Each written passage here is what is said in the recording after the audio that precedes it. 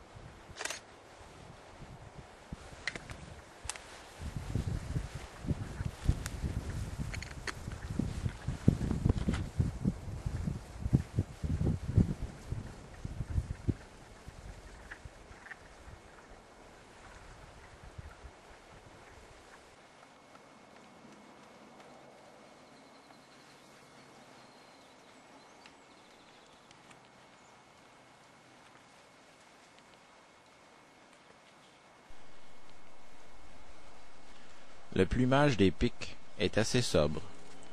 Ils passent leur vie dans les arbres en explorant les moindres recoins, à la recherche de nourriture. Sa queue est munie de 2 plumes rigides et pointues, lui offrant un appui pour lui permettre de grimper aux arbres. Leur ouïe permet de suivre le déplacement des insectes sous l'écorce.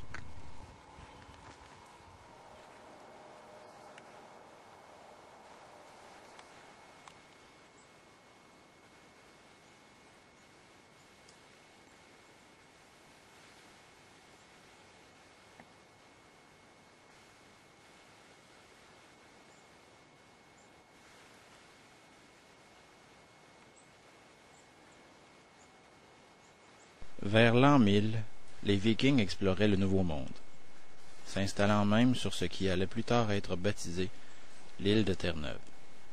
Il y eut Christophe Colomb en 1492, Jacques Cartier en 1534, et en 1608, Samuel de Champlain fondait la ville de Québec. Depuis, les explorateurs en tout genre se sont multipliés, et les frontières de l'inconnu ont reculé. Partout dans le monde, on a l'impression qu'il ne subsiste plus aucune terre vierge. L'homme est allé partout. Ça ne signifie pas pour autant qu'il ne reste plus rien à explorer. En utilisant un œil différent, on arrive à explorer autrement.